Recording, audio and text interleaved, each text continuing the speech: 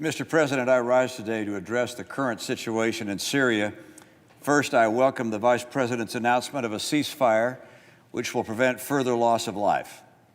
I hope the agreement is honored. But at the heart of this matter is the central question of why these terms and assurances were not negotiated before the President consented to withdraw our troops. Let me briefly recount what's happened in the past 7 days since the U.S. announced our withdrawal. The Kurds, suffering loss of life and property, have allied with Assad. Russia has assumed control of our previous military positions, and the U.S. has been forced in many cases to bomb some of our own facilities to prevent their appropriation by Russia and Turkey. The announcement today is being portrayed as a victory. It is far from a victory.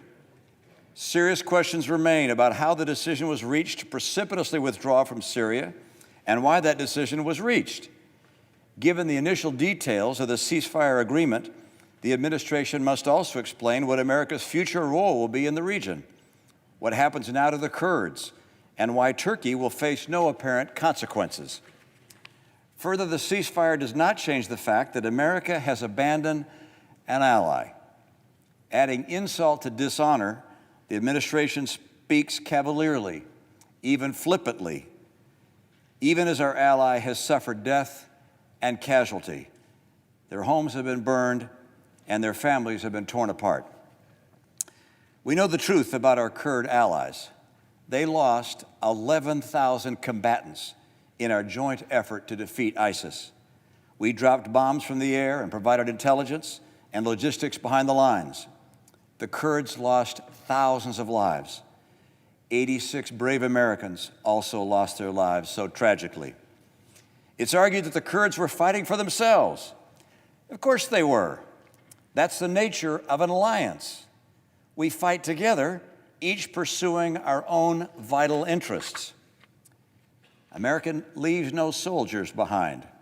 Often at great cost in blood and treasure, we recover our dead and our wounded, and we free our men and women who are held captive.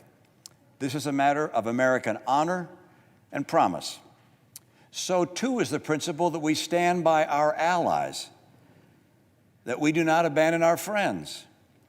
The decision to abandon the Kurds violates one of our most sacred duties. It strikes at American honor. What we have done to the Kurds will stand as a blood stain in the annals of American history. There are broad strategic implications of our decision as well. Iranian and Russian interests in the Middle East have been advanced by our decision. At a time when we're applying maximum pressure on Iran by giving them a stronger hand in Syria, we've actually weakened that pressure. Russia's objective to play a greater role in the Middle East has also been greatly enhanced. The Kurds, out of desperation, have now aligned with Assad. So America is diminished. Russia, Iran, and Assad are strengthened.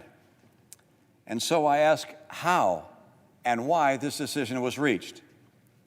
I serve on the Foreign Relations Committee, and given the Syria decision taken by the administration, I might be forgiven for wondering why our committee even exists.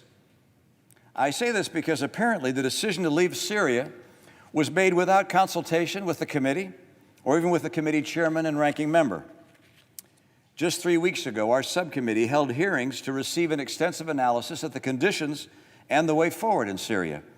It was presented to us by the Syria Study Group, a bipartisan, congressionally mandated commission tasked with providing an in-depth assessment of the conditions in Syria and to provide recommendations for American strategy going forward. So far as I'm aware, the administration made no effort to contact those who attended that hearing or to speak with the Syria Study Group to be able to understand the content in their extensive published report. I ask whether it is the position of the administration that the United States Senate, a body of 100 people representing both political parties, is to be entirely absent from decisions of the magnitude just taken in Syria.